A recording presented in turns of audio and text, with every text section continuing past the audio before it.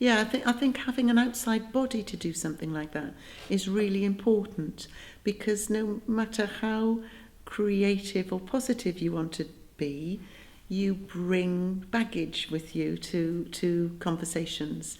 And having Adrienne, who used a very creative way of taking us on a journey of what the future could hold for us, was inspiring, really, wasn't it? Yeah. I think we, as a new team, became much stronger together, understood each other better.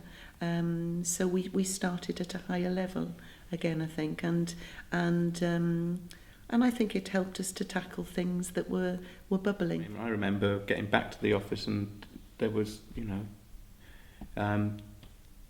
there was immediate discussion about change and about things that needed to be put in place to kind of for the future of the company, and decisions that needed to be taken that were quite difficult decisions.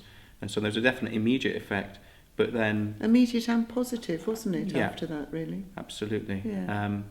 But then that rippled, I think, over time also.